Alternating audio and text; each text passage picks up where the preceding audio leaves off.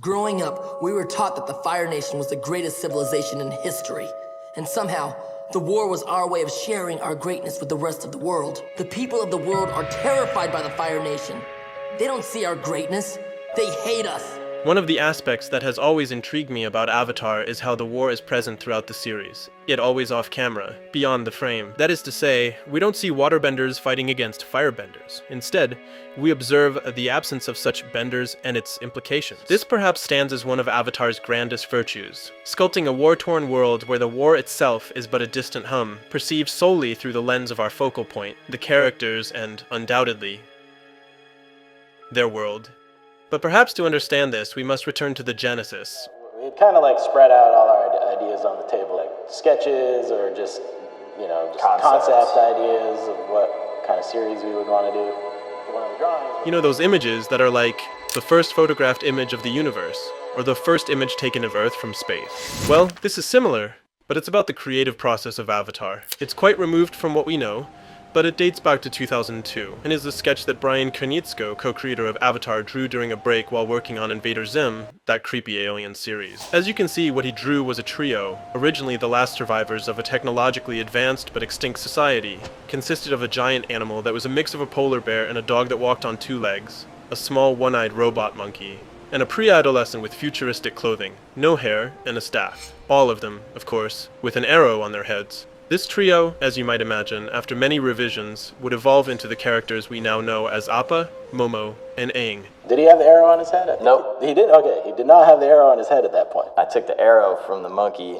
and put it on the guy's head. And that was Aang. That was the first drawing of Aang. And the first illustrations of these new characters would be accompanied by these types of notes. A farmer kid, shepherding mammoth floating livestock like Inga manatees, but not for food or dairy. He works in the skies and clouds, very mischievous, sort of an outcast with ground dwellers. An oddity. Maybe he lives in the clouds, nomadic, arrow tattooed, or painted on his head so the herd trusts him. What captivates my attention most is the conclusion. It's a fascinating insight into how Brian and Michael Dante DiMartino, the co-creators, molded this intricate world seemingly out of thin air by posing a magical question at each creative decision. Why? Why does this child bear an arrow on his head? What led him to this distinctive mark? What is his story within the overarching narrative? This fundamental concept persists across the series, where the creative process arises from aesthetic justification, thus forming a cohesive and defined identity. For example, it's no secret that when we gaze upon Aang and Zuko, two elements immediately command our attention. Their most defining features, in their own unique ways, serve as indelible imprints of their pasts. A past they didn't choose but are burdened to carry. Sure, it's not groundbreaking analysis, but it serves as a foundational observation.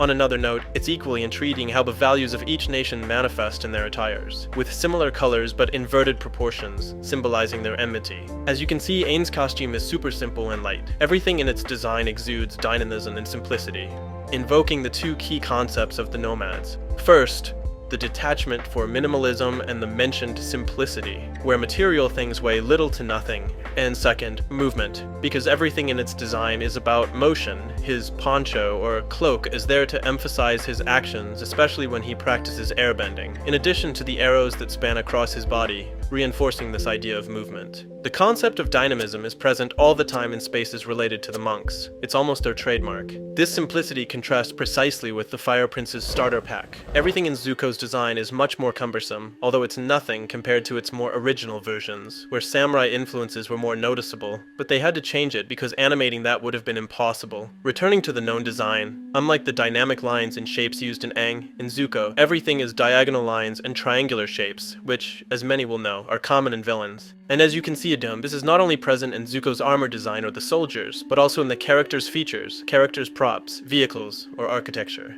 especially in the most emblematic buildings or real spaces, or even the most obvious example, the nation's icon itself. This makes sense because the Fire Nation is an incisive society, characterized by its determination and aggressiveness, and sharp forms seem perfect for that. Additionally, it's clear that sharp objects always carry a greater sense of threat. Even the first times we delve into the Fire Nation's interior, most frames have many diagonal lines that create that twisted, unstable appearance. And this idea of being incisive is not only in the design and obviously the story, but also in the movements themselves. While airbending is inspired by Bagua, a style that relies mainly on fluid circular movements, firebending is inspired by Northern Shaolin, a much more aggressive and forceful style. the intense aggression and determination within the Fire Nation are rooted in the creator's vision of it as a society entering the industrial era from its inception. Their advanced status is unmistakable, leading to the Fire Nation being characterized by notably rugged metallic textures. This choice serves to symbolize the unnatural because they are the very ones disrupting the world's equilibrium, in contrast to the other nations, which embrace textures, materials, and natural elements in harmony with the environment. The Fire Nation is defined by its reliance on coarse metallic textures. This symbolism is utilized to portray the unnatural aspect, as the Fire Nation is precisely the force disrupting the world's harmony. Not only environmentally, but also through the extermination of communities. While others seem to either harmonize with nature or maintain a respectful distance, the Fire Nation stands as the violator, asserting dominance. Their distinctiveness extends to decoration, and in this regard they emerge as the antithesis of the Air Nomads. The Fire Nation is more flamboyant than a trap music video, exuding extreme showiness. Continually, they strive to exhibit their economic, political, or military prowess. But even within the nation, we have diversity, with places that tell us about different individuals. Going back to Zuko, he is a great example of how Avatar plays with design to express different character states, and exile at the beginning, with the more outdated costumes. On the flip side, during his redemption, he opts for considerably lighter attire, featuring vibrant colors. In transitional phases, he incorporates pink while donning black when he is an outcast without identity or nation, and white when he is in a neutral situation in the war. This principle extends to the other elements, and we can observe how water, in terms of its visual design, stands in opposition to the Fire Nation. They couldn't place a cabin in the middle of the pole due to a scarcity of wood, so they resorted to this. In contrast to fire, waterbenders are characterized by their sensitivity and communal life. They predominantly employ wavy lines and gentle curves. These elements recur in both the Southern Water Tribe and the Northern Water Tribe. Both of them leverage their environment to construct their infrastructure and share many aesthetic patterns. Yet they also have distinctive differences. And this is not arbitrary, as it is expected that a community at the forefront of war for years would use more primitive forms and skins, while the other, which was not, would be better positioned. We can even see the before and after the attack in the Southern Tribe. At some point, the Northern Water Tribe resembles what the Southern Tribe could have been if it had not suffered so much. In a way, it resembles the Earth Kingdom since they are the only cities friendly to our protagonists, but their ways are entirely different, continuing to bring diversity to this universe. Even in royalty, the Earth Kingdom tends to be much simpler, but it's not the spiritual simplicity of the Air Nomads, it's a more pragmatic, even rugged simplicity. There's not as much of a quest to showcase their power as with the Fire Nation, nor a quest for homeliness or beauty like the Water Tribe, nor the spirituality of the Air Nomads.